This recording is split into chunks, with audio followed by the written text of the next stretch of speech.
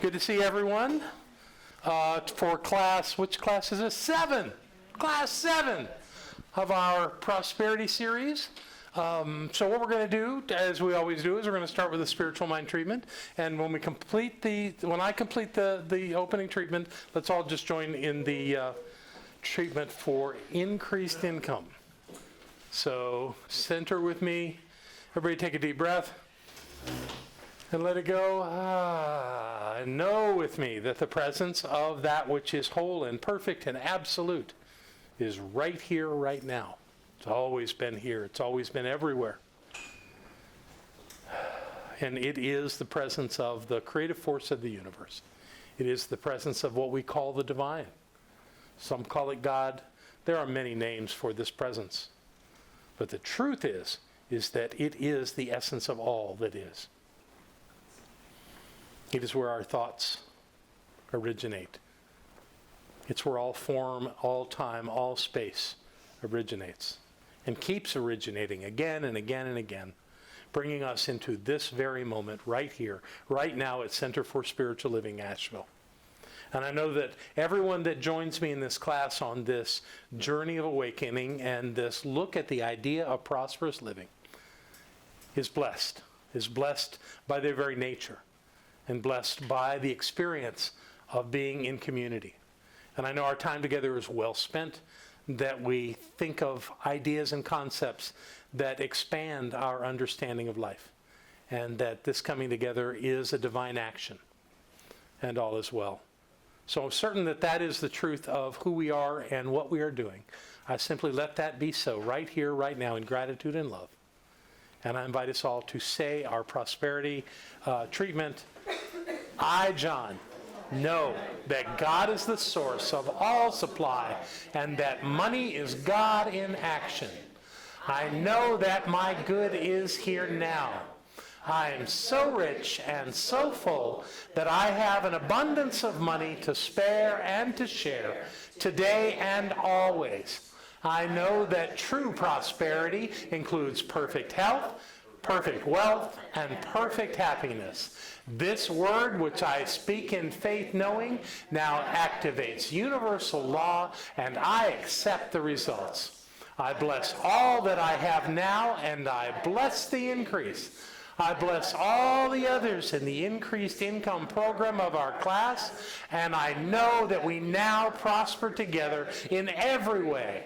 I give thanks for this good, and so it is. Oh, yeah. All right. So do we have anyone this evening that has some experience of increased income that they would like to share? All right. Carolyn goes. And the line forms. Always experiences of increased income. Yeah, there you go. We received an unexpected check in the mail, and so I get to put $800. Ho-ho! Congratulations. I win the party. Yes. A couple weeks ago, I told about winning $2 in the lottery. But actually, when we went to cash it in, it was 5s, and I didn't have any change, so.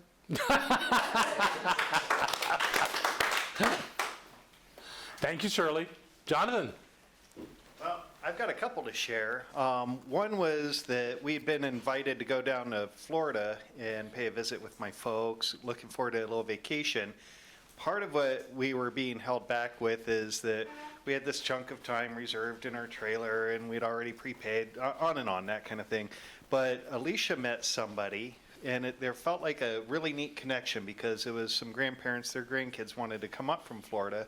And we thought, well, we can give them a place to stay for free. This is really neat. A nice young couple, young teacher and her fiance. And so it felt right. We felt moved to do that. And when we got down to Florida, we thought we were going to be in some relatively cramped quarters. And my parents had bought a nice hotel room for Alicia and I to stay in. So it just felt like this wonderful, unexpected gift there. And I think there was a confluence of energy around that. And the other piece actually happened to my daughter just as we were getting ready to come over here. she's beginning to discover her own spirituality and sense of the universe around her. She's 16 and has been discovering tarot cards and had reached out to somebody in Deepak saying, hey, I'd like to try offering some tarot readings, and had set up her first one for right before we came this evening at about 5:45. And at the end of the time together, the woman asked, how much would you like to charge? And Haley said, oh, gosh, I don't know. how much? And she said, well, you really should charge something per card. And she said, well, I did 12, I don't know, like $10 or $12. And the lady said, I would like to give you $100, and put $100 into her fun. PayPal account. So that was a fun piece as well. Very nice. Thank you, Jonathan. Crystal?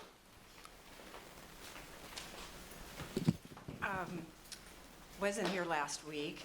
Part of that was because I think some of you may have been here a few weeks ago when I stated that I was looking for my life partner, and had been all of a sudden, a little bit before the class started, having an abundance of applicants. So anyway, one came last week from Arkansas, and A doctor.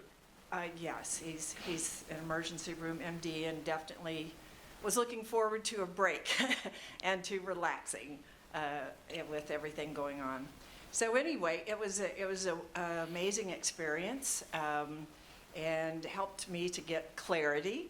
I met somebody who's really nice, and we'll probably be friends.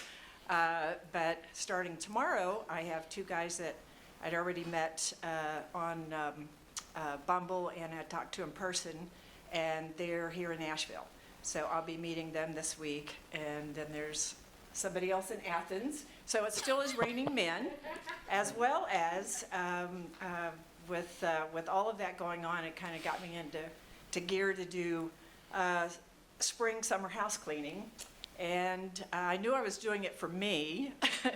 And now I'm really enjoying how wonderful my house looks, all organized and everything clean and put away, and windows sparkly. And so that's a real benefit. And the benefit of that also is with all of the activity nonstop for close to 3 weeks, physically, I'm feeling fantastic. So I'm really thankful that my body is responding and not feeling like it needs tons of time to rest. And then as far as finances, I'm a retired registered nurse, but one of the things I do is I'm a rep with a company called Healy that has a quantum device that works with vibration and frequency, that it's really cutting edge technology. And they had a huge sale in June. So last month I got almost $1,000 commission, which I tithed on. Yay. And I thought that was it, because I really haven't done anything. I've been focusing on on my guys. And 3 days ago, I got a notice that I had almost $500 in my bank from them. So, Yay. yay! Passive income. Fantastic. Congratulations.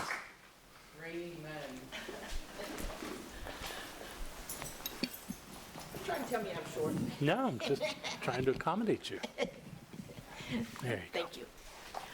Well, I didn't have any major rains of abundance, but I'm feeling really abundant because of this class and all the people in my life and just everything that's going on, opportunities to be there and help other people and be loving and kind and so on and so forth. And I ended up with money left over this month. I actually had, some money left over, and I'm like, oh, wow, this is pretty good, because I almost never have any money by the end of the month. So this is, because I didn't go to the bank today, I didn't even think about that today, this is a payment on towards that. Congratulations. But thank Money you in very the bank. much. Every little bit helps. That's and right. The joy is worth more than the money.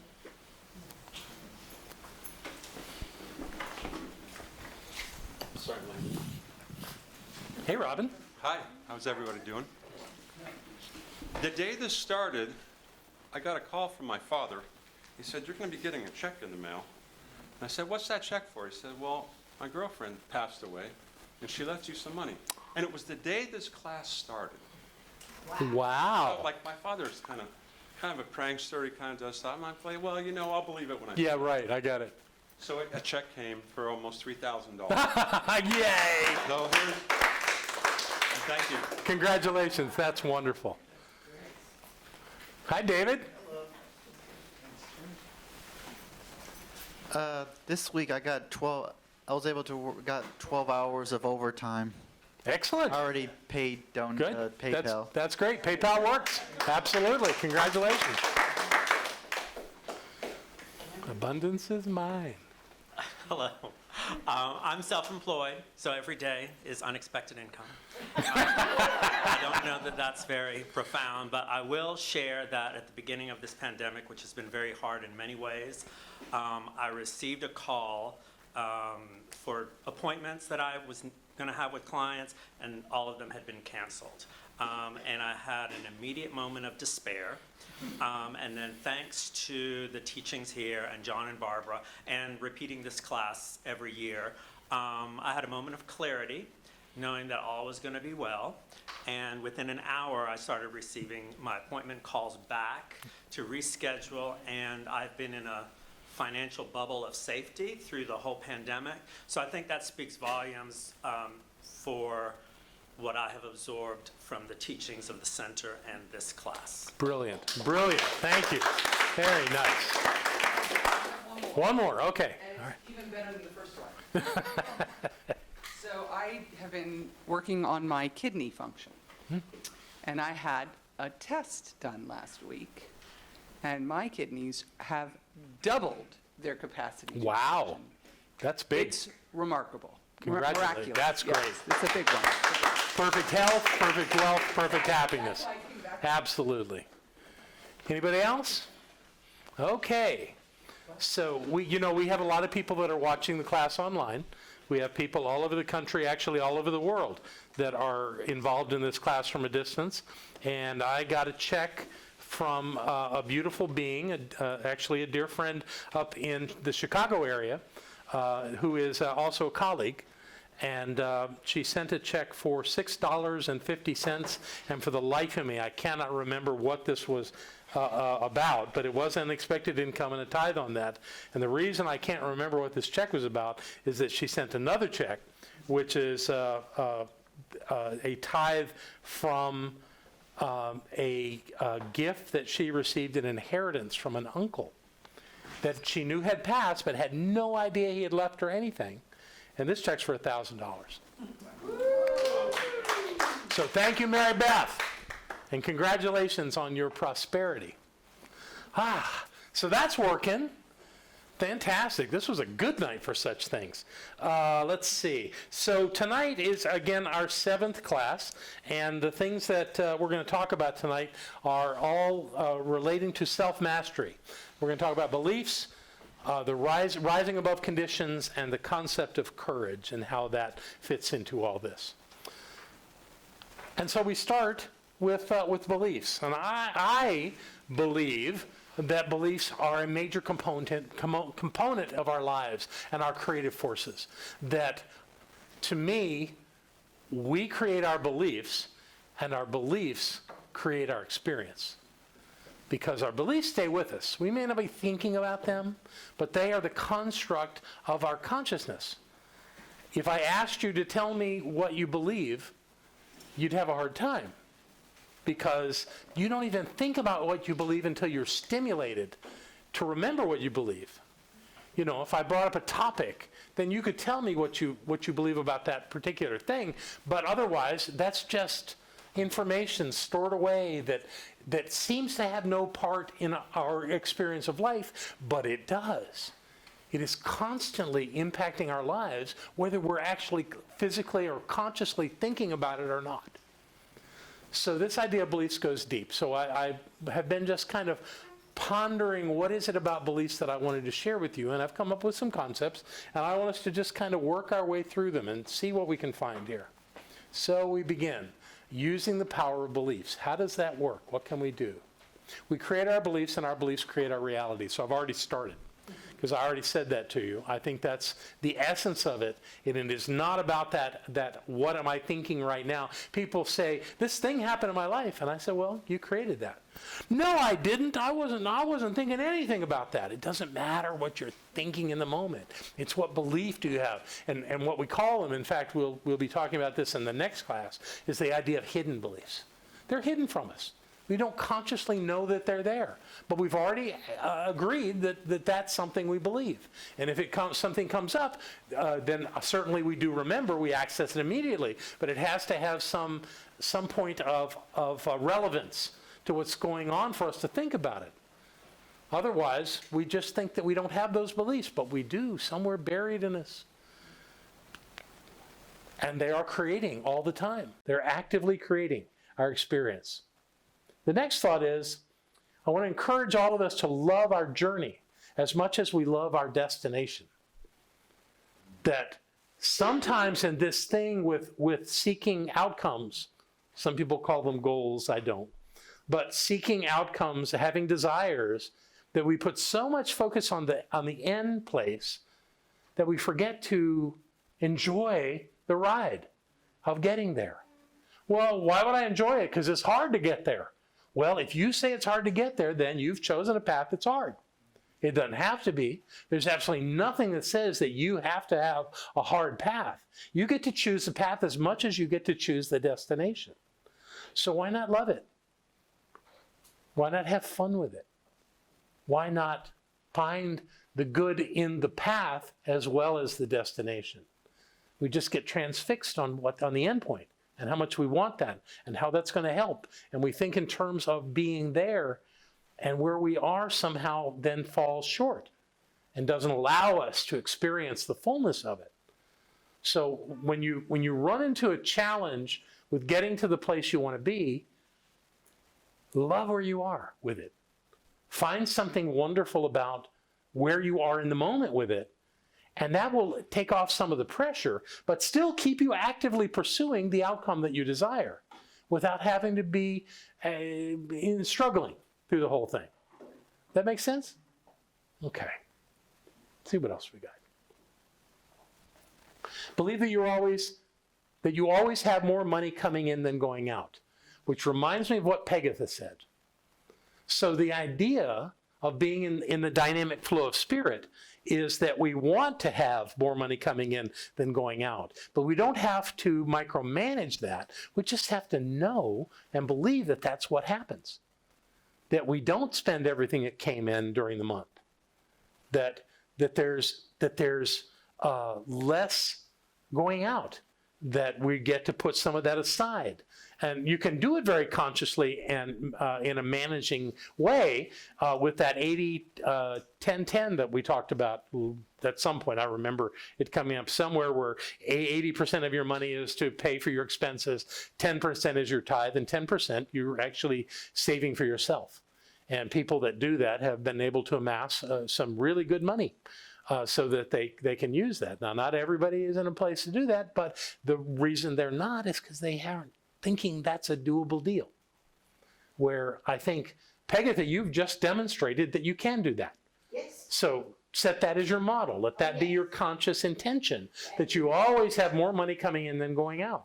Exactly. Yeah, so exactly. And once you've created it, it's called a mental equivalent. Once you've done it once, now you've got an absolute understanding on how to do that.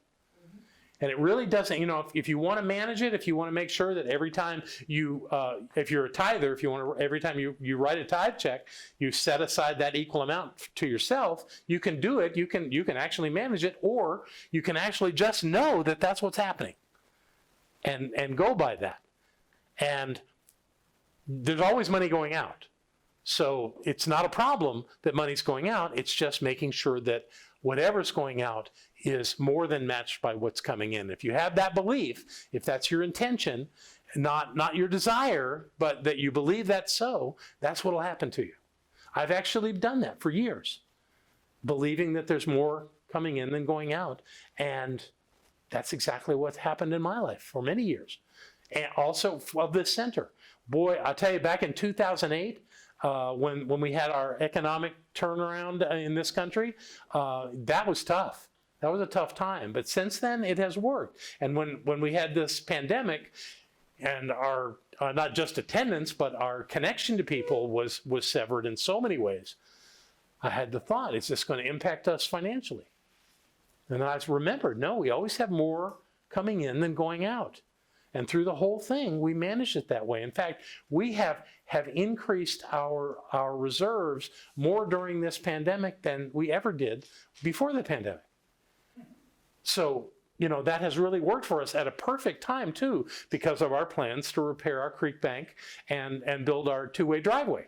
So that money showing up is exactly where it needs to be. And if you were at our membership meeting, you heard us talk about that, we have enough money to do those two projects now, and we expect to have even more than enough money to do it. And someone asked about paying down our mortgage, which is something that we have been doing for years, is paying. In fact, the board actually set up this thing where they said at the end of each month, well, Barbara and I suggested this, but at the end of each month, once all bills are paid, we see what we've got in the bank. We have a certain amount of reserves that we like to have there. Anything over that gets sent to the mortgage company. And we've done that for several years now, but we have not done that during the pandemic. However, there will be money left over after these projects are done, and we'll go back to having our set reserve, and everything else will go to pay down the mortgage. It's very manageable. And just knowing that you have more coming in than going out, having that clear understanding that that's the way you live your life really does make it work. I found that it has helped me in many ways not to spend money when I didn't need to. Where other times in my life when I didn't have this sense, I always overspent. I always did things to where, and even when I was making way more money than I'm making now, I still found myself, and this was a consciousness thing, having to race a check to the light company or, you know, something like that because I just managed it so poorly. And where did the money go? I have no idea where all that money went. But I had a very healthy, when I was living in Texas and had my own business, I had a very healthy six-figure income. More than I have had during the years being in this community. But I can't tell you where all that money went. It just went. Whereas if you're being clear about it and you get that kind of a result from believing that that's the case. Everybody okay with this? All right, next one. I believe in miracles. I think this whole thing about increased income or unexpected income is all miracle stuff. I believe that that's the way we live. If we live our lives knowing, and in fact, let me define miracles here before we go too far into this. Miracles, this is my definition. Miracles are simply unexplained and unexpected outcomes in your favor. The thing that makes it a miracle is you can't explain it. It just happened. You know, you weren't expecting it and it happened anyway. To me, that's a miracle. It doesn't have to be earth-shattering. It just has to be something that was unexpected and unexplained. And that happens all the time. So if we believe in miracles, then we're open to them. And they can happen. And we can say, look at this, isn't this exciting? You know, and have the emotional connection to it, the excitement that goes with the concept of miracles. If you don't believe in miracles, then what you're saying is, I'm relying on the experiences of my past, my memory about the way things are. And that's the only thing that can happen.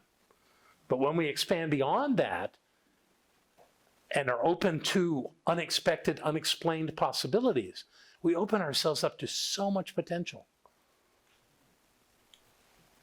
So the time that I would recommend using this concept is when someone is saying to you, or you're reading it, or you're thinking it, that this is not going to go well, that this is going to turn out badly, that this is going to be a problem, that this is something that is going to create issues, however you want to say it. The point is, don't get caught there. That's a hook. Don't get caught up in the idea that something's going to go wrong or something's going to go badly. Believe in miracles.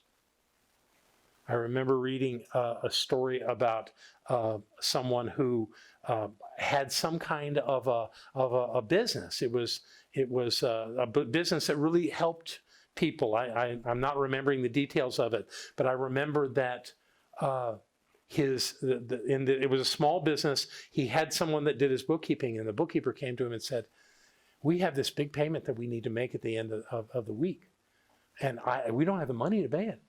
And the man said, it's going to work out. Yeah, well, how's it going to work out? I don't know, but it's going to work out. And he was certain that was so, but he had no proof. He had no plan. This thing was not, there was nothing to point at and say, that's how this is all going to be handled. He just believed that it was. And the next day, the bookkeeper came to him and said, we have got to pay this or we're in big trouble. It's going to create such a mess if we don't pay it. Have we not had thoughts like that? And he said, no, this is handled. It's okay. Relax. Everything's good. Next day, same thing. Well, Friday came, and it was time to write the check, and sure enough, all the money that was needed showed up. It showed up just in time, just the right way. In fact, it was more than enough. And I am certain that was all based on that man's belief that was going to work out. That's faith. That takes guts to go with that. It's not easy when you can't demonstrate it. You can't say, this is how it's going to work out. It's like, I'm waiting on a check from so-and-so. No, he had nothing. And yet there it was, and it all got taken care of. And I am certain it was because of his belief. And I would imagine that in our lives we've had those moments, or we've seen those moments in other people's lives, where it worked out. How did it work out? What was it that made this work out? It's all based in belief. All based in how you see it. Now, is it possible that something else could have happened? I suppose so, but it didn't in this particular story. But my thought is that his faith, his belief that was going to work out was so strong that the universe responded in kind. That's kind of what we teach. In fact, it's exactly what we teach. That if you believe, if you have a clear belief that something is so, the universe conforms to that and reflects that back to us. Now, it may at times not look exactly like you thought it was going to look, but by golly, it's way better than nothing having happened or something to the contrary happening. So be open to a miracle. Be open to the idea that you don't know how this is going to work out. Yet you know it's going to work out. That's how it works in consciousness. It's not how. In fact, Edwin Gaines teaches us that how is none of our business. So the method, if we start manipulating the method for something to work out, we're getting in the way. Because all we can imagine are the things we've already experienced. And that limits spirit. If that's all only way you can do it. If you need more income in your life and you think you've got to get it from your employer, wow, is that not limiting? Isn't that not crazy? But people do it all the time, all day long. I got to get a raise. This guy's got to give me a raise because that's the only way I can meet all and take care of everything I got to take care of. That's not true. That's not true. There are unlimited possibilities about how something can show up in your life. And the only thing that can restrict that and confine that is us. And when we let go of that and believe completely that everything is working out, and not just everything, but specifically the things that are challenging us are working out, the universe responds in kind. It has to. That's the work of spirit. That's what the law is about. Is bringing into our reality, into form, that which we believe is so. And if we believe it clearly enough, without reservation, then the miracle shows up. Or actually, in those moments, knowing what you know, you may not call it a miracle, but people around you would, if you told them the story. They would think it was a miracle. So, miracles abound. That make sense? Great. Okay. Any thoughts about beliefs? Anybody come? Yes, Robin. No. Miracle. I'll tell you what, hang on here. Let's get you on. So the good folks that are watching this everywhere else can hear you. Miracles are the same as believing in is massive faith. But what happens sometimes to me is, even though they prove themselves more and more, I'll go back to being worried again or being in fear, even though I've been coming here forever, and it proves itself over and over. I can still wake up sweating like, where am I going to come up with the money? So it's amazing to me that I can lose all this in one night. and knowing as much as I know, but it can still fade away. So I guess that's just the work you have to do. It is, and don't make yourself wrong for that. As long as when that angst comes up, that you know what to do to turn it around. Those are old habits that have been around for lots of years that cause that anxiety to come up around some unknown. In fact, one of the things we'll have later on is the idea of fear and how fear works on us and how we have to redefine what fear is. And by doing that, we don't let that anxiety, that upset, that uncertainty rule us or control us in that moment. We need to be who's in charge. So when it comes up initially, we can accept that it's a natural thing to have those thoughts and not get caught up in it, not make ourselves wrong, not think we did something bad by doing that. But just remember, Barbara used to teach us all that the second thought is the most important one. Because you think or say something, and then you go, no, that's not true. This is what's true. And that's the one you go with. So you disregard the first thought and you go with the second one. And that's kind of what you're talking about having to do. So you may do that the rest of your life, but as long as you get to the second thought that says, no, this is going to work out pretty much like everything else has in my life, Right. then the anxiety goes away, something changes, it shows up, and you get where you want to go. Good for you. That's great. April, do you want to say something? No? Did anyone else want to say anything? Any thoughts on beliefs? I have one. Okay.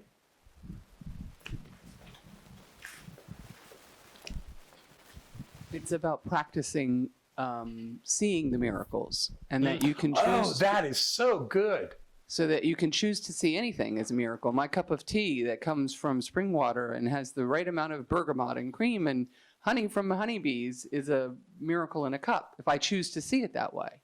And when I choose to see miracles around me all the time, my body allows the truth that I'm surrounded by miracles all the time. And then it isn't a belief or a difficulty or a stretch that isn't true. It's just something I experience constantly. So I like to practice. That's so true.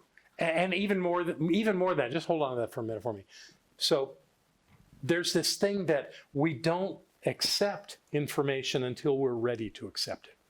And I've counseled people where I could see exactly what was going on, and I would tell them, and it was like deer in the headlights. They weren't even there to hear my words. They weren't ready to hear it. They were somehow needing to be in the struggle, and that had served some purpose in their life. So this really isn't about making anybody bad or wrong, but when people are ready to know things, like coming into this room, there's a strong possibility that you're going to see it a different way. But until you're ready to see it, you're not going to see it. No matter how much somebody else can see it. If you're not ready, it's not going to be there.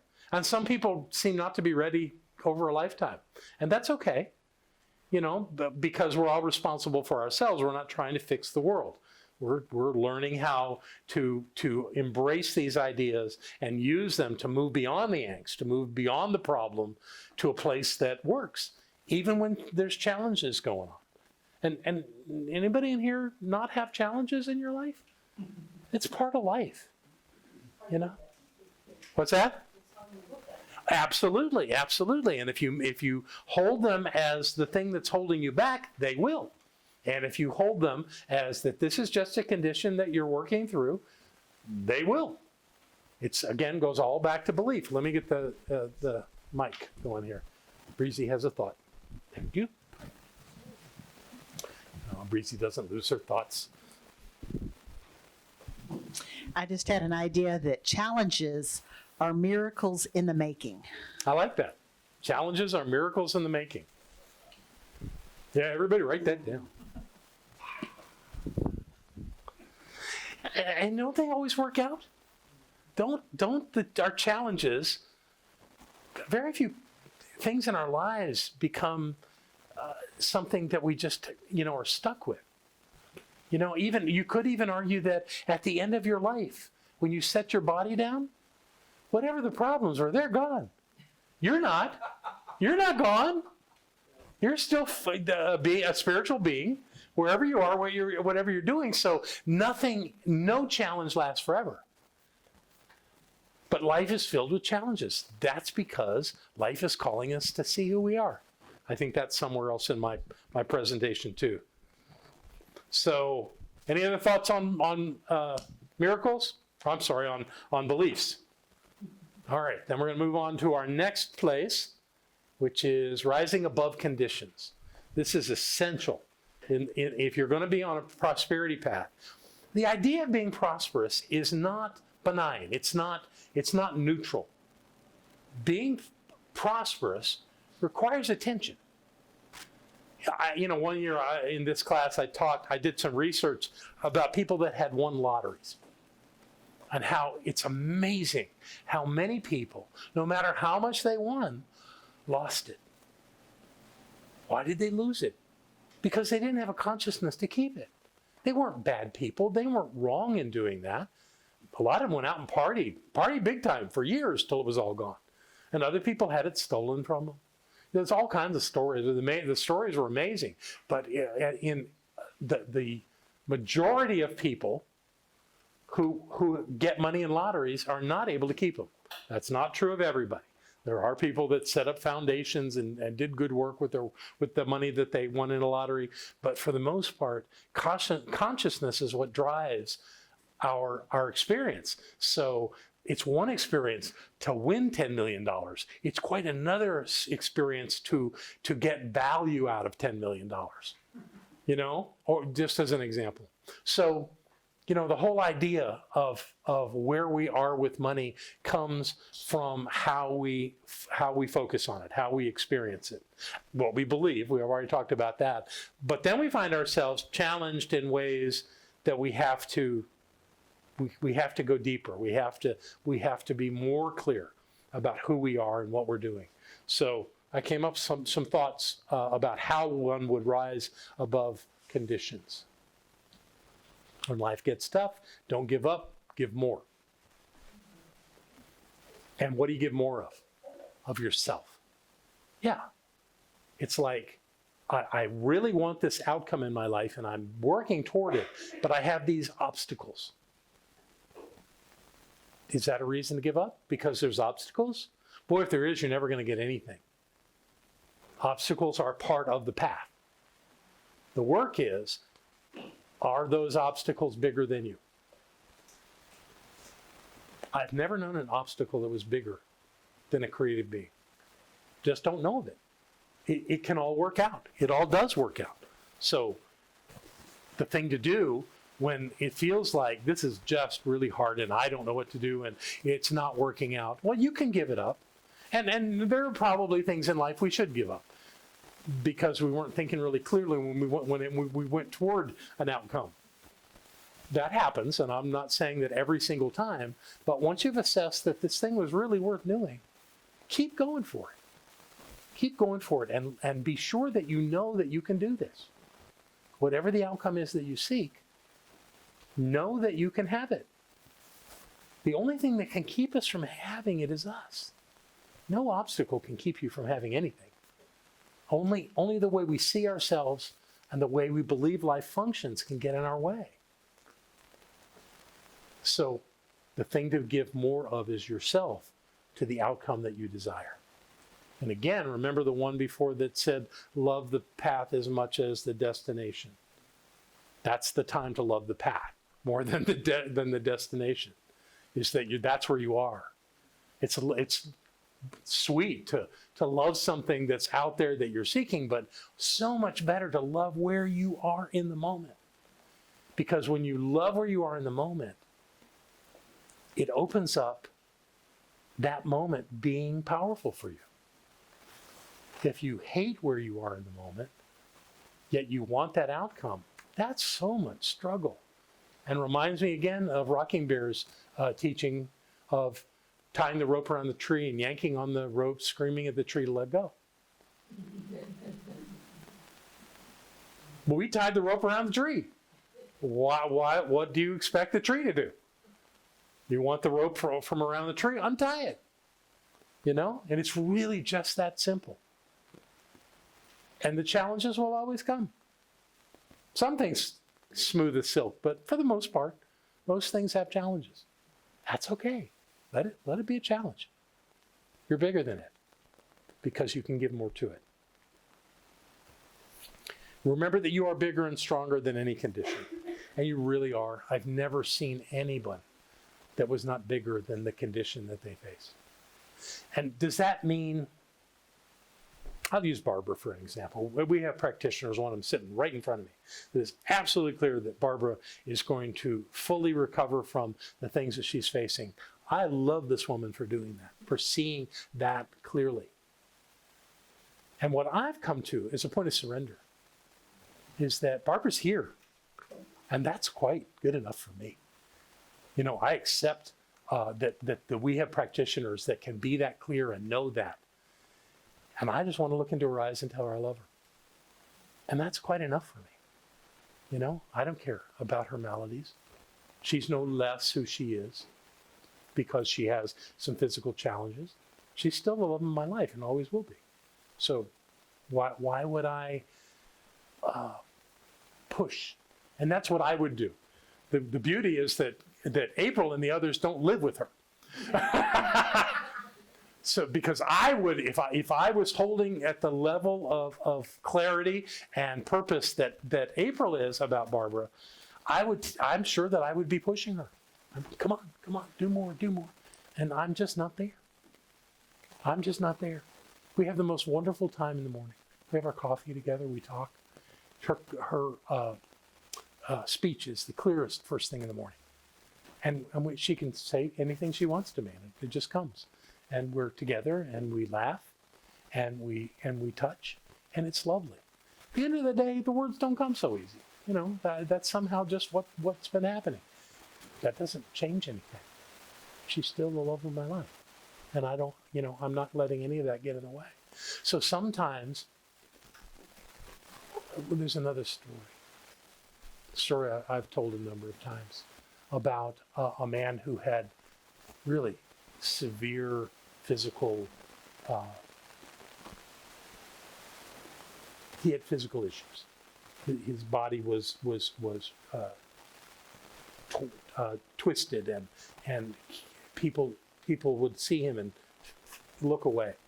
He was not, and it was so hard for him. He made it hard for him that he couldn't have relationships with people because he was so physically challenged.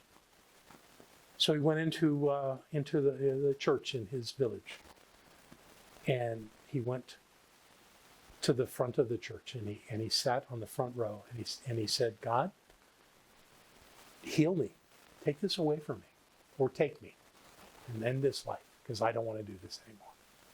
Heal me, or take my life. Nothing happened. So he said, okay, I'm going to get up and walk toward the door. You've got until I get to that door. I mean, and I know a number of people that will challenge God that way. Nothing's happening. He's moving slowly down toward the door at the back of the church and saying, heal me or take me, one or the other. I will not leave this place until that happens. And I'm leaving now. So one or the other. Nothing. He got to the door. He said, this is your last try, last chance. And he pushed the door open. And he stepped out into the sun. His body didn't change. But his healing was in the fact that he no longer hated himself and the way he looked. And because he no longer hated himself and the way he looked, people started looking at him differently. That was his healing. And then he had people in his life. Because all that time, people couldn't be with him because he didn't accept himself. People turned away because he thought he was that ugly. And when you heal your own heart, you give those around you the opportunity to see you differently.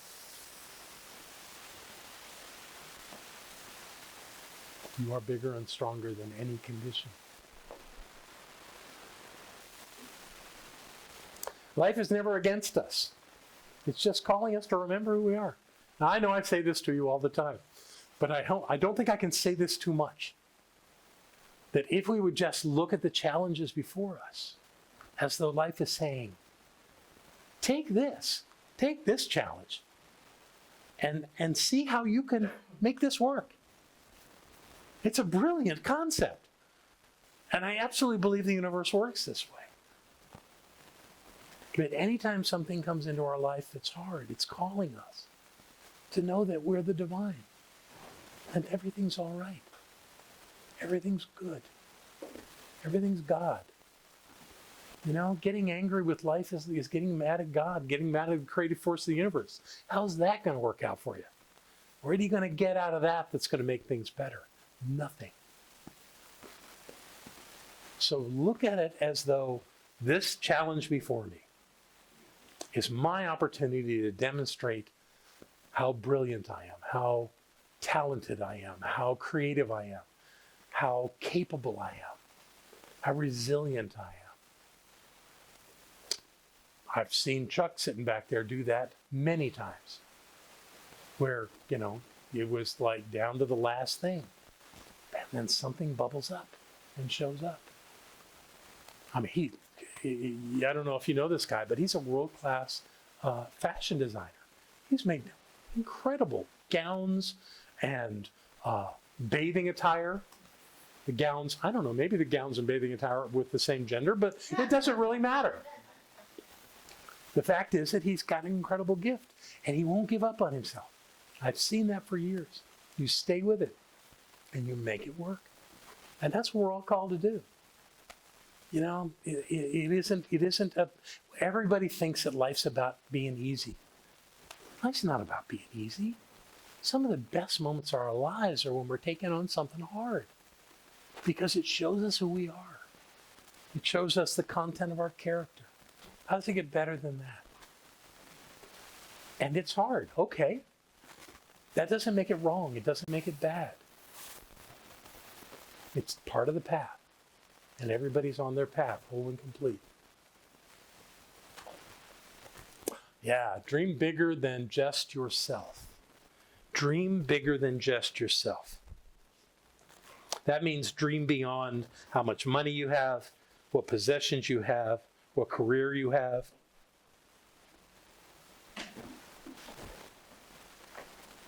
I found the most important points of my life had nothing to do with money or possessions. Maybe the ones I'm thinking of had a little to do with career, but not a position as much as an outcome. This thing that we're in, this thing called Centers for Spiritual Living, had different names before. And in the year that I was born, 1953, when Ernest Holmes was still very, very much the leader of this movement, he had brought into the movement a number of ministers who came from different faiths. And their vision of this movement was a vast number of churches that taught the science of mind. And that was a beautiful vision. Ernest's vision was more that our job was to teach people. He wasn't really into church.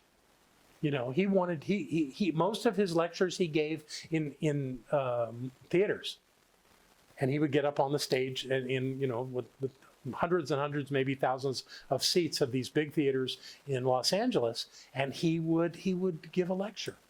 And there may have been a piano in the room that, you know, that played lovely music, but it wasn't the way we do it now, where we have like this whole experience. It was all people coming to hear Ernest speak, and he spoke to full rooms, you know, because people really wanted to know what he had to say. Well, over time, these ministers kind of formed their own alliance, and it came to a point where the board of the organization and on which Ernest sat was saying, this isn't the way we want to do this.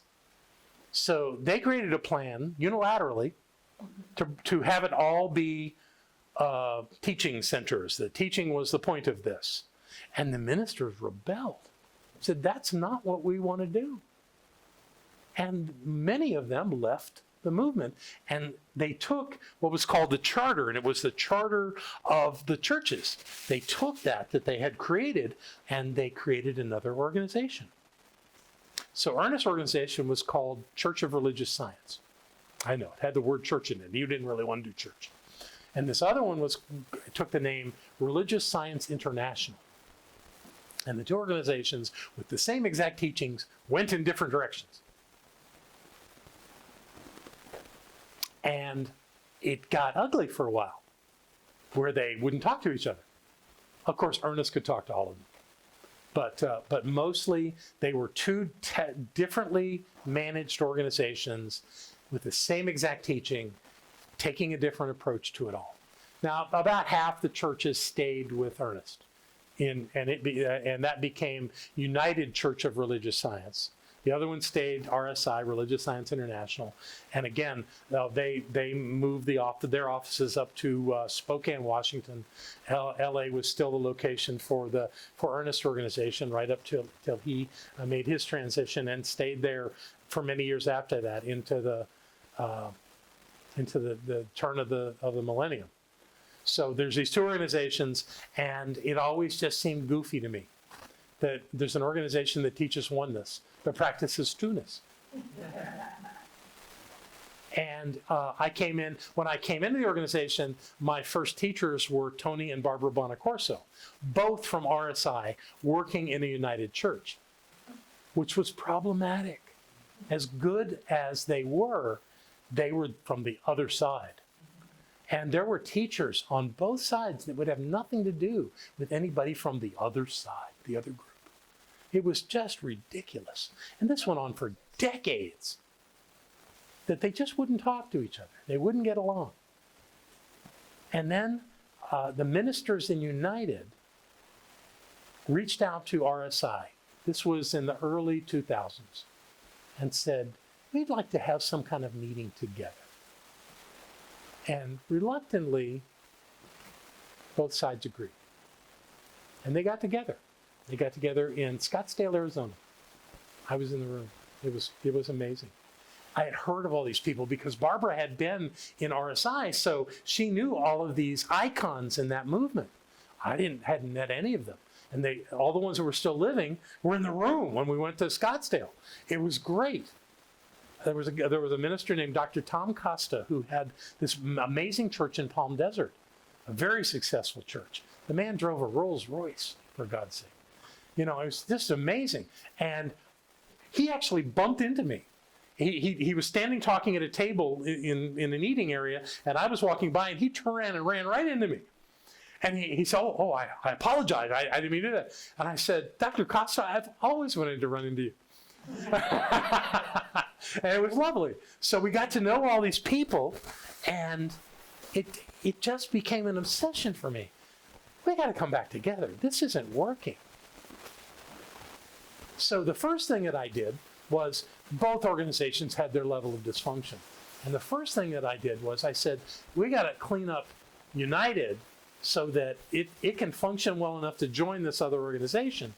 And there was just some inside stuff that was just yucky. And I was already serving on the board at that time. But I ran for spiritual leader against this wonderful woman named Kathy Hearn. And it was quite an interesting experience. And that year our convention was in Miami, my hometown, giving me a hometown advantage. But Kathy was reelected. And that was what needed to happen. That was the right thing to happen. And from that point, something started where there was a committee put together to meet with the other group. And the leader of that on the United side was a man named Nirvana Gale. And Nirvana Gale was a minister who had actually helped form Agape with Michael Beckwith. And at that point, Nirvana was the leader of this group and had become the minister at Guidance Church, which was his home church. That's where he and Michael found Science of Mind. And he went to Kathy and said, I'll do this. I'll be the head of this this interacting community or committee, but I want John Waterhouse on my team. And Kathy was reluctant. You know, we'd had our issues, but she agreed. In fact, what she said was, he can be on the committee, but we don't have money to pay for his travel. So when Nirvana came to me and said, I got you in on this, but you're going to have to cover your expenses. I said, okay. And what was interesting, the first meeting we had at Guidance, where both groups came together, I was there, and word got out that I was paying my own way. And the RSI people said, we'll pay for half of your expenses, which is such a beautiful gesture. I said, okay, we can do this. So that committee began working and talking and seeing what we could do. And there came a point where we had to, where United was going to, and somewhere in here we'd begun the change to calling it Centers for, we called it United Centers for Spiritual Living. And I'm not remembering exactly where that fit in, but at some point we were going to do a visioning for the future of United Centers for Spiritual Living. And Kathy came to me and said, what do we need to do here? And I said, we have to bring those people from this other organization to do this visioning with us, to see if there's something there. And she agreed. So the top leadership of their group, all of the people that had been on this committee with Nirvana, and our core council came together and we visioned. We had a facilitator come in. It was great. And we all came to the point at that meeting, we have to come back together. And it was something that had been adamantly, not discouraged, something strong to that. There were people that absolutely refused, that said that will never happen. And they had good reason. We have such different educational tracks. They're not compatible. We can't bring them together. We have different ways of doing things. And we said, okay, but we still need to pursue this. So out of that meeting that we had, we created another committee. And the first committee with Nirvana, we kind of disbanded that, and we became the integration team. We became the team of people that came together to bring these two organizations together. We presented it to the body of both organizations, and there were some that said, over my dead body.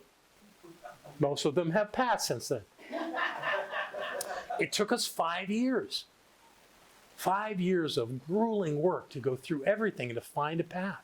I remember one of the big things was about the ministers on our side did not have near the educational credentials that the ones that had gone through Holmes Institute. Now, the funny thing is, I didn't do either of them. Terry Cole Whitaker, at a dinner one evening, rubbed my head and said, "You're ordained." And that was real for me. I believed it, so I acted according to that my entire career. And there's more to that story, but we haven't got time to do all that. But what came out of all that was that we started meeting and we planned an event where everybody came into a hotel at the LA airport from both sides. There were people in the room that had never met somebody from the other organization until that day. It was amazing. So there was all this energy and excitement about it. And it was at that meeting that Barbara and I got up on the stage with Ken Gordon, who was the president of RSI. Or at that time it was called CSL International. We got up on stage with him and we presented him with documents for our affiliation with International. We were already a member of United, but we were now applying for membership in International, saying that we would support both organizations financially, that we would tithe, and that they would get our even amounts of our tithe. And there were people that were really pissed at us, very upset that we had done that, like we were interfering with the flow. But frankly, what it proved was that we were teaching exactly the same thing. We brought in experts that talked about branding and really looked at the both organizations and said, you're teaching exactly the same thing from the same books. There's no difference about how you approach this philosophy. You just have to work out the details of your organizational structure. So which took us 5 years, but we did it. And when we came together in San Diego in 2011, we voted on a design, an organizational design to bring everything together. And 98% of the people that voted at that convention from both organizations said, yes, we're going to do this. So then we had a year to figure out who our leaders were. And I ran for president of the organization against 3 very well-known, very powerful leaders from both organizations. And I was elected. And the reason I ran for that job was not for having some kind of lofty position. It was that it still felt fragile. There were still a lot of people saying this isn't going to work. It's going to fall apart. It's not going to happen. And I wanted to be there to encourage it to hold together. And it took about 3 years. But at about the 3-year point, I looked and said, this is going nowhere. This is real. This is going to work. And I had been elected for 2 years my first term because there was also elected a spiritual leader. That was the president from RSI. He was elected the spiritual leader. I was elected the president. So I had a 2-year term. He had a 4-year term. And then after 2 years, I was elected for another 4-year term, so that we would offset by 2 years, meaning that there will always be a central leader that had organizational memory of what we had done. And so when I was reelected, there was actually this push, even though we'd worked for 5 years on this structure, to restructure again. And what we decided to do was, instead of having a president running the organization, that we would have an executive director. I won't get into the details of that. It got ugly at times. It was quite challenging. In fact, in my life, some of the hardest days I had as president was being in the room with the leadership. I loved being in the field with our ministers and people in churches and practitioners. That was such a joy. But going into a meeting with the board was just, at times, it was hell. But like I said there, I just brought more of me. And even though not everybody agreed with what I had done, they decided that we would have an executive director that would be hired by the board and that would run the office.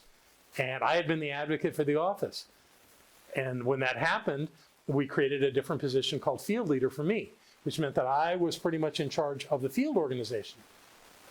That was a whole lot more fun. So as hard as it was on my ego in the moment, it really worked out. It was beautiful. And I was very grateful for that. None of that was, and I was paid a salary, so I made some real money during that time, but I never did it about the money. It wasn't about that. It was about the idea of this philosophy finding its place in the world. And it has, and it continues to. It is not the only way people find the truth, not by any means.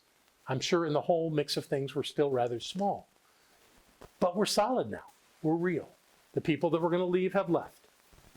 And now we just continue to grow this organization. And we're starting to forget who is in which organization, which is what makes it real. So the idea of having a big dream, that was my big dream. And with that, we're going to take a break. Okay, I'll see you in 10.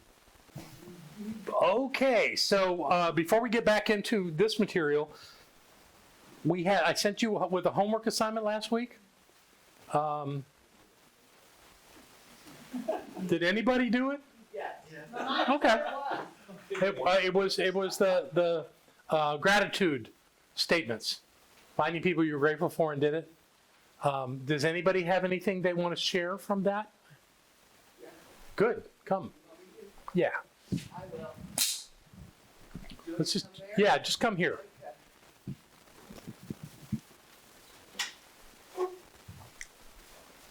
My expressions of gratitude. I appreciate the blessing. I humbly acknowledge my mother, Christina, who taught me resilience, limitlessness, strength, love, and adventure. I gratefully acknowledge my father, Roger, who taught me universal inclusion, curiosity, tenderness, vulnerability, and sweetness. I express my deep affection and appreciation to Dan for teaching and loving me and reminding me of the simple truth. Every time I think of him, I extend my profound gratitude to Bob for allowing and adoring and including all my imperfections. I am also abidingly grateful to my children for lighting my path, being perfect and curious and easy and fun, for opening the world and my heart. I send blessings to Micah and Jackie and River, whose faith has touched my heart by aligning synchronistically and effortlessly, openly reflecting truth and joy, lifting and lighting my world with magic. Don't leave yet. No, stay.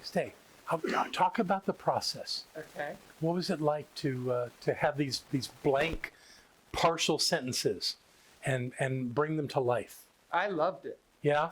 This was a Yes. natural This was process? very easy for me. And I felt complete. I Wow. didn't feel like I was missing anybody. Oh, that's perfect. That's very nice. Good for you. You did good. Yeah, great. I actually found the first two more challenging for me. I mean, I love my parents, but figuring out what they actually gave me was a little harder than I expected. You know? And so that was beautiful. Thank you. That's pleasure. lovely. Anybody else have an experience? And you don't necessarily have to come, but I'm going to repeat if you say anything. Was there anything profound or revealing by doing that exercise? Anybody? Did anybody else do it? Carolyn, the only one did it. What'd you get, Dave? You want to talk about it? Okay. I was meaning to ask you yesterday what our homework was. Okay, so for mine, I humbly acknowledge my mother, Patricia Baudet, who taught me how codependency can run your life and how I needed to take back my power. Ooh, nice. Well said. I gratefully acknowledge my father, Gilbert Sanchez, who taught me to do what I can to survive up to now, but now I thrive. Nice. I expressed my deep affection and appreciation to my foster dad, Kerry Hall, for taking me in and leading me down the path of the Air Force path, because I would not be here in Asheville if that didn't happen. Very nice. I extend my profound gratitude to my friend Rachel for introducing me to my bunny, Cookie.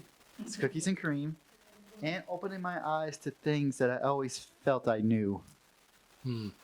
I am abundantly grateful to my friend Marcy for lighting my path by being my initial catalyst for transformation.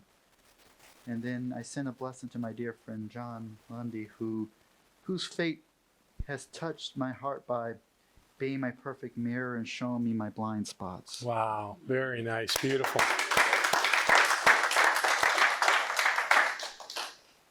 Anybody that wasn't here last week that wants a copy of that form, I have some tonight. Just ask me afterwards. Yeah, come up, find me. I'll stay up here, and there's a few in my case there that I'm glad to give you. Okay, that's good. We went through that. I wanted to let you know we have one more night of class, and I want something from you. No, it's a good thing. It's a good thing. You are all wise beings. You've been with me, most of you, through this class since we started. I want to know where you are on your prosperity. And it doesn't have to be deeply personal. I'm thinking consciousness-wise. What are you learning? What's important to you on your path as you're expanding your awareness of who you are? And I just want us to have some time to speak about that. It doesn't have to be for 2 hours that we're going to do that. But anybody that has the courage to get up and do that, I would be very grateful. So plan on that. On coming to the mic and just talking about your journey, where it is right now, and maybe how this class has helped or what you've learned elsewhere, so that we all just kind of get a sense of where we are. Is that okay? Okay. Introverts too. And when this class is over, I'm going to take a few days off. Next 2 weeks from tomorrow, I'm going to get on a plane and go find a beach. And so I'll be gone for a week. Reverend Cliff will be doing music and the message that Sunday on the 15th. And when I get back on the 16th, we're going to start, not the 16th? September 6th, my bad, Labor Day. Labor Day, thank you, because I got a lot of stuff to do beyond that. But on the 6th, thank you. Thank God for this woman to keep me warm. We're going to start a class called Basic Ideas of Science of Mind. We're going to talk about the philosophy and how to apply it to your life. So I know some of you may have taken this class with me, but I'm going to really encourage people to come and be a part of this class so that we can explore what this philosophy is about and why it has the potential to change the world. And if you're interested in this book, we have them in the bookstore. It's a fun little book to read. All right, back to our work here. Let's see, rising above conditions. We've talked about having a dream that's bigger than us. Every time you add value to life, your self-worth increases. I'll bet most of you didn't know that. There's actually a word for that concept. It's called goodwill. Goodwill. It's a thing that's used in business. It's that abstract concept that there's value in a business beyond its bottom line. And that's true. As much as that's true for an organization or a corporation, it's true for an individual. Because when you do something in the world that adds value to another's life, the way they see you rises up. The way they experience you rises up. And that is not separate from you. How people see us has a real impact on our lives. And we all have a full spectrum of the way people see us. Our parents will only see us one way. Our siblings will only see us the way we were when we were 12. That's just what we do to each other. But there are people in our lives that we extend value to. And by doing that, it increases who we are. It has to. So the idea of rising above conditions is to know that whatever you're doing in the world is having a value on your self-worth. And self-worth, what is the other term for that? I can't think of it. Well, we don't need to talk about that. Okay. Every experience brings greater clarity and understanding. It doesn't matter whether the outcome that came from an experience worked or you say it didn't work. Either way, there's value in it. And I think that's something that we as human beings tend not to do. It didn't work. Therefore, it was a failure. Therefore, it was a waste of my time. Therefore, there was nothing in it for me. That's just never, ever true. There's always something in it. There's always value in it. If we think that because it didn't turn out the way we thought, that it was a waste of our time, we're missing the good in it. And whatever it is that it turned out is the presence of the divine. So how could that be bad? It wasn't the way you envisioned it. It wasn't the way you expected it to turn out. But there's something to learn from it.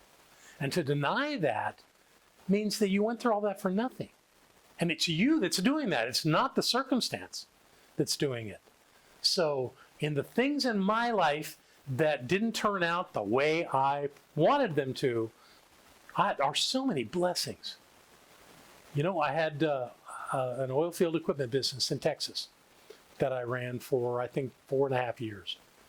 I made a lot of money. I sold a lot of equipment. I became well known in the circles that dealt with oil field equipment. I had my place in that. And when it all fell apart, by things that, well, actually, it did fall apart by things that I had no control over. The industry actually made changes that caused it to kind of disintegrate. But had that not happened, I would have destroyed it anyway. In time, I would have, because I wasn't disciplined enough to know how to do it. I was in my late 20s, early 30s. I just didn't know enough. So I knew how to sell the equipment. I knew how to get the invoices out and get paid. I knew how to do that, but that wasn't enough. It didn't feed me. It wasn't life-changing for me. It was just this way I found to make a bunch of money. You know, I had 28 employees. It was quite an operation, but it wasn't mine. And I had a business consultant that came to me and said, do you want to save this? Do you want to recreate it into some other kind of business that would be similar enough that you could keep a good business going? And I just looked at him and said, no, I'm leaving. And that was an important time in my life. And all that money didn't mean anything. And all that apparent success was irrelevant. The next business I went into was actually, and most of you don't know this, it was the paintball business. That's where mostly guys, we had women too, that went out into this wooded area that I rented and played war games with little air guns that shot little bubbles of paint. And when they would hit you, they'd splatter. And it was very clear who was out of the game. And we would play a series of games every Saturday and Sunday. And I had probably all over time thousands of guys that came out, the people that came out to do that. I always had a full course anytime one of the police groups wanted to come out and play, because everybody wanted to shoot a policeman.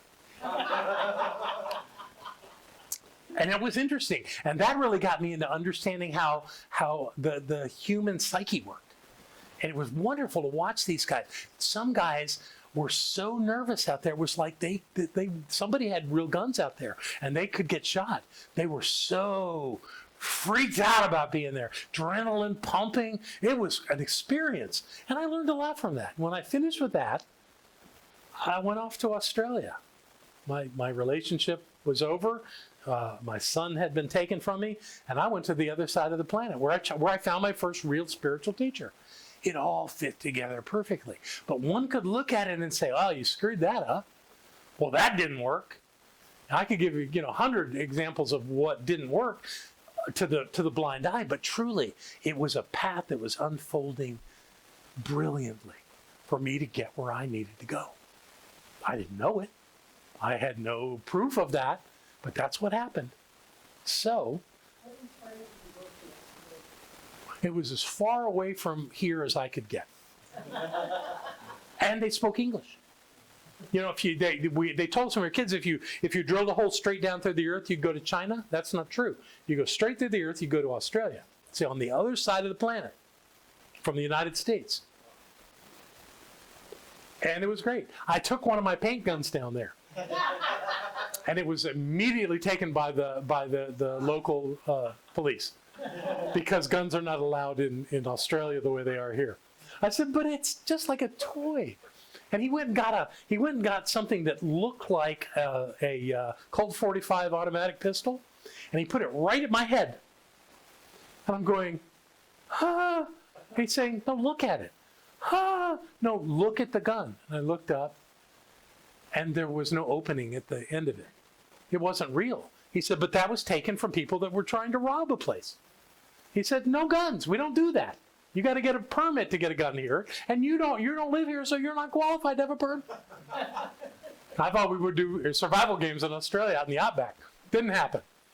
But it wasn't supposed to happen. That was not my calling. That was not what I was supposed to be doing. I had many, many interesting lessons. But, I was there 3 days when I found my first spiritual teacher. So I was on perfect course for where I needed to go to make my life work. And then when I left Australia, I came back to Miami, my hometown. And it took me 3 days to find Barbara and this teaching. So there was no dilly-dallying around. I was I was on it. And I didn't know what I was doing. It wasn't like, I'm going back to Miami and find my spiritual path. Oh, God, no. I thought what I had found in Australia never existed anywhere else on the planet. I had no idea if there was anybody else looking at things like that. And I not knowing a soul in that place, that sign that said science of mind, that's all it said, is what pulled me into the parking lot and go in there and ask that woman who came out from the back, what science of mind? Which changed my life and was the next logical step, even though I had no conscious awareness of that. It was absolutely perfect. So every experience brings greater clarity and understanding. Everyone. Our fear only tells us that we haven't done something before. That's all it says. There's nothing else we get from fear. We're not afraid of things we've done before. Then somebody will go, oh, and I also always want people to know that fear is always about the future. It's never about the past. And somebody would say to me, oh, yeah, fear, we're afraid of the past. No, you're afraid that somebody's going to find out about the past in the future. It's all about the future. And we're only afraid of things that we don't know the outcome of. And most of that is simply because we haven't done it before. Yes, Betty.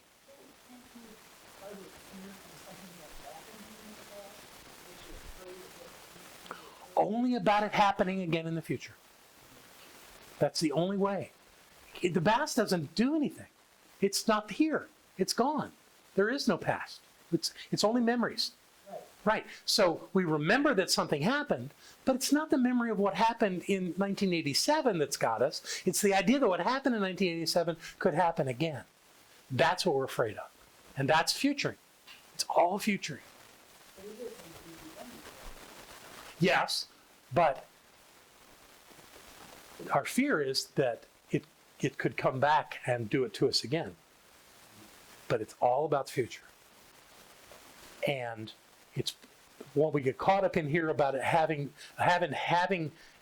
done it in the past, or not having done it before and knowing how it's going to turn out, is that whatever happened back then, we may have the idea that it's going to happen exactly the same way, but more likely, we don't know how it would turn out if it happened again. We don't know that it would come. Most times, we don't even know that it's a possibility, yet we hold that potential for the future. So, yeah. All right. Always seek to exude clarity and confidence. I think the saying around that is fake it till you make it. But again, there's this powerful thing that we teach in the science of mind. Other people don't control us, but the way they see us has an influence on us. So it's our job to have a forward-facing presence that looks prosperous. Now, some people, I know, there are people that have a lot of money and they drive an old pickup and wear jeans and work boots. Okay, but the idea is that if you haven't achieved the prosperity in your life that you would like to have, which is not true for everybody in the room here. There are some people in the room here that have achieved quite a bit of prosperity in their lives. But if that's something you're still working on, play the game. Look prosperous. Feel prosperous. Act prosperous. Be clear about who you are. By doing that, you're setting the law in motion for that to be so. It's not about being a fake. Don't lie. I'm not suggesting you should lie. I had a practitioner once, not at this center, a practitioner that lived elsewhere, that actually lied about having business, thinking that was a way of demonstrating his prosperity. And it wasn't true. So I'm not saying lie about it. Just be clear about who you are and be confident in who you are. That's not a lie because you have infinite potential. But don't put inaccurate information to that. Well, that doesn't help at all. Don't set yourself up to get caught in a lie because that affects your credibility. Don't do that. But know who you are and act as though you've already got it. And when you do, the chances of you getting whatever it is skyrocket. Everything you learn about yourself adds to your prosperity factor. That goes back to the idea that everything that we experience, whether it worked the way we wanted to or it didn't work the way we wanted to, has a way of showing us who we are. And this isn't about finding anything wrong with us. In fact, it's the opposite. We should always be finding some greater sense of ourselves through every experience, greater understanding. God knows, with what Barbara's gone through, I have found so much about myself. And frankly, it's all been helpful. It hasn't been easy, but it's been helpful. So that's always there. And when you are clear about who you are, life will bring to you the things that make your life work. And we're all here talking about prosperity, and this applies. Know who you are. Let life show you who you are through your successes and through what some would call your failures. What those are opportunities to rise above. It all works. You cannot fail. You cannot lose. You can only love. Courage. That's the last thing I want to talk to you about. And this is, of course, a very famous quote from Henry David Thoreau. Most men lead lives of quiet desperation and go to the grave with the song still in them. Yeah, one of the most powerful things I've ever heard, and been quoted a lot, especially in the men's movement that I was part of for so many years. And who I believe Thoreau was talking about leading lives of quiet desperation, or people who just didn't have the courage to move through life. Just didn't have the courage to do what they really came here to do, whatever that was. There was a young man here a week ago, Sunday, who shared a story about his father, who had worked in an industry for 40 years and told his son that he hated every day he went to work. That's quiet desperation. He didn't like his life. He wasn't happy. But he got up every morning and he went to work because he thought he had to. Now, some men break away when those kind of things happen. Others stay with it. Either way, it's a tragedy. It's a tragedy to go through life struggling like that. To me, it is. And who am I to judge someone else's life? But, I've had plenty of times where my life crumbled. And somehow I pulled it together and found my way. And I'm 68 years old next month. I have no regrets. Not everything has worked out the way I'd like it to have worked out, but it's all worked out. One way or another, it's all worked out. And so I don't share in the idea of quiet desperation any longer. Maybe I did when I was younger. But right now, I think I've had a pretty good life. And I've had the blessing of being with people like you, of being loved, being able to love others, being able to share these ideas so that more and more people can understand this. One of the greatest joys in my life is when I teach a class like Basic Ideas of Science of Mind, and somebody has just found this place and sits in the room and hears some of this stuff, and they go, oh. It's like they just got it. And it's like, that's like cocaine to me. That's just the best thing, to know that somebody got it. I had a conversation with a woman on the phone. Her husband died a couple of years ago, and she's on her own doing things she never thought she'd have to do. And she said she's on this internal spiritual quest, and she found our website. She found Barbara. And so she called, and so I've had a couple of conversations with her on the phone. I don't know this woman, but she said she was watching one of my talks, and she said, it sounds like you're saying that we're God. And I said, bingo! I said, you nailed it. That's exactly what I'm saying. She said, I never heard that before. That's amazing. And she was totally there. She's all excited. She's a woman in her 70s. She's all excited that she's found this new way of being. God, nothing feeds me more than that. That's what life's about. That's, to me, a success. And I've found my way to have success in my life. And all of us can do that without exception. All of us can do that by being true to ourselves, by doing what is ours to do, by accepting the things that work joyously and moving through the things that didn't work, by learning something about ourselves. 3 kinds of people: the doers, the watchers, and the sleepers. This is metaphorical. The doers are the ones that are expressing courage. The watchers are watching. You could say they're following too. That's probably where the followers are, in the watching room. That's okay, because not every doer is a leader, but every doer is doing something that makes a difference. We can all be doers. The sleepers, they wake up long enough to complain. They're the naysayers and the fault finders. They're the people that just don't get it.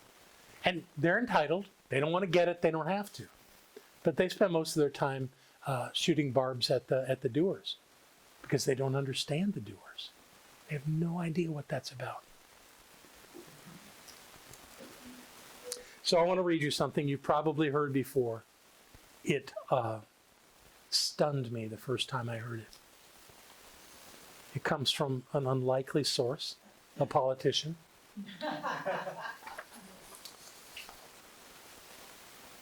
But I really hold this man in high esteem. Teddy Roosevelt was a sickly child, almost died several times, just because he had these maladies in his day, in the late 1800s, that many kids died from. He just was weak and sickly, and he pulled himself out of that and turned him into a tough guy. Wow. And he was brilliant too.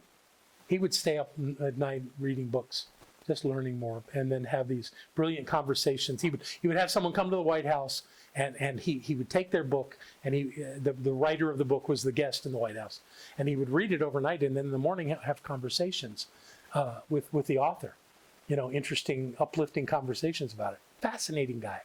He gave a talk in Paris to a group of students, and that's where this comes from. It's one of the most profound things. It's not the critic that counts, not the man who points out how the strong man stumbles, or where the doer of deeds could have done it better. The credit belongs to the man who is actually in the arena, whose face is marred by dust and sweat and blood,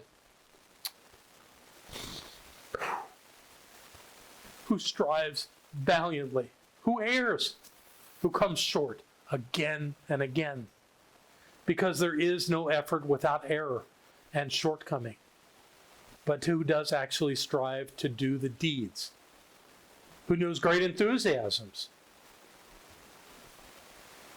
the actual, let me read it again, who knows great enthusiasms, the great devotions, who spends himself in a worthy cause, who at the best knows in the end the triumph of high achievement, and who at the worst, if he fails, at least fails, daring greatly, so that his place shall never be with those cold and timid souls who neither know victory nor defeat.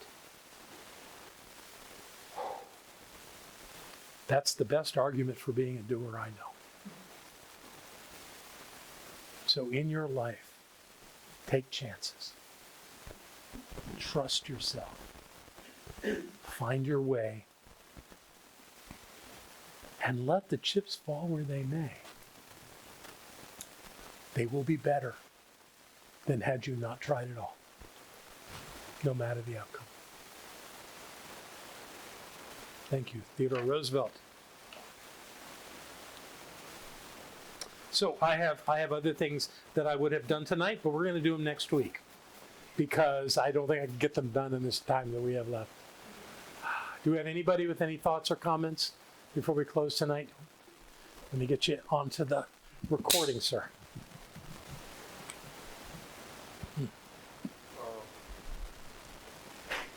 I'd just like to share a little bit about what was discussed earlier about the past and the present and setting the law in motion and how you deal with all of that.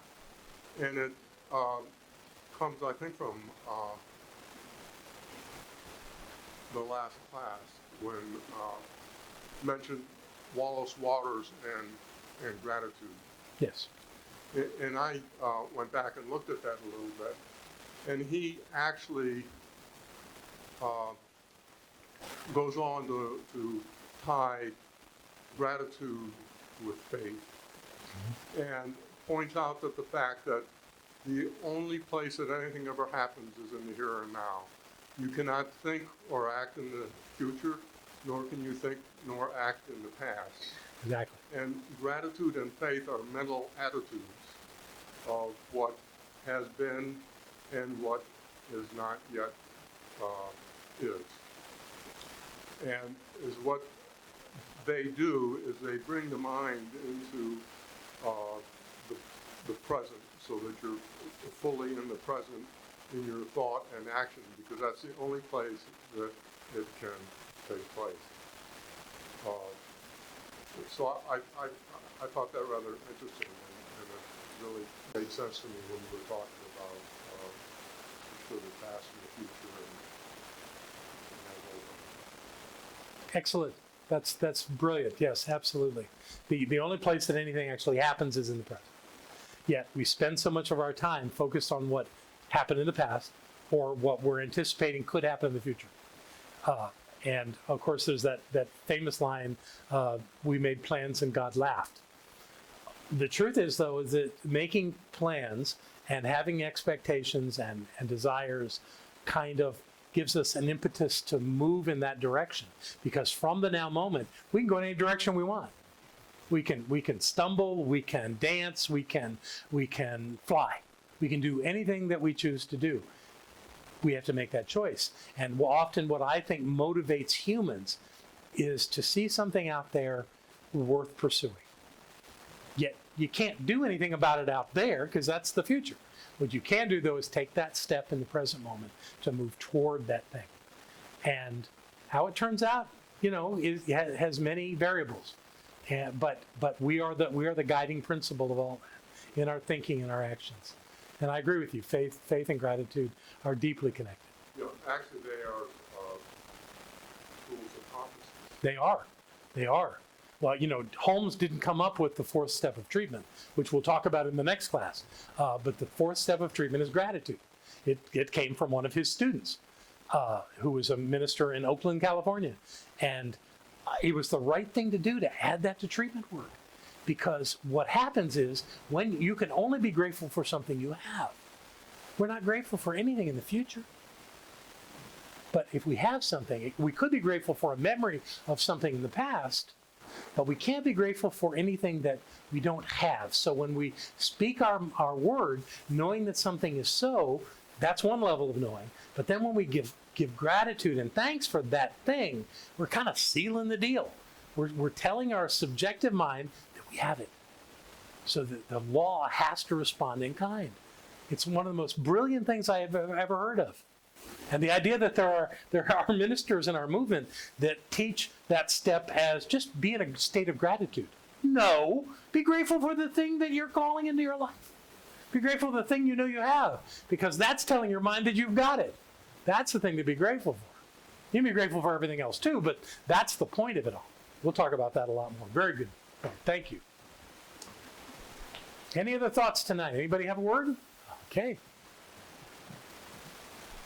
Just a quote to finish what you guys just said about the past and the present. I'd heard this quote before, but it's basically, the past is a mystery, the future is the past is history, the future is a mystery, but the present's a gift. Yeah. That's great. Thank you, David. Any other words? All right. Take out what you're going to give. Dang, there's a lot of money in here tonight. That's wonderful. That's wonderful. No,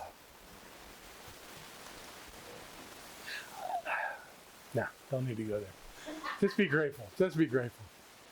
I am so, so grateful for the way things turn out, for the way God's in the midst of everything, for the way that we can believe and understand and act to create a magnificent experience, and that the universe supports us in that.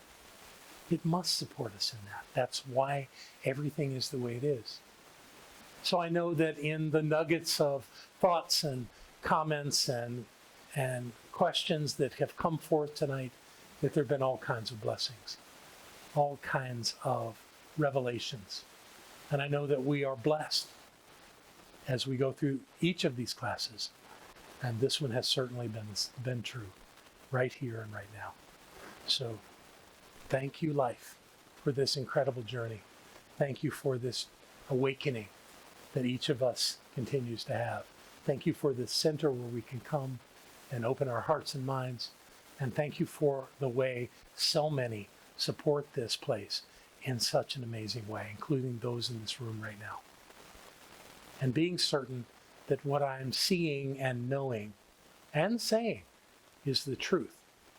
I simply let it be in gratitude and love, and invite everyone to join me in knowing the truth. I, John, know that God is the source of all supply, and that money is God in action. I know that my good is here now. I am so rich and so full that I have an abundance of money to spare and to share, today and always.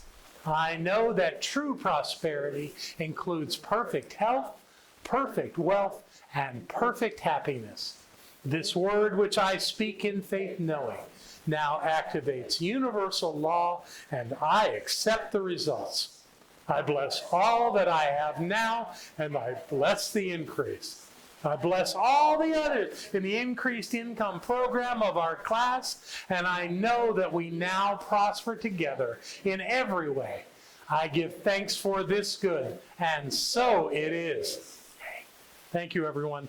Have a fantastic week, and we will see you again here very soon. Yay!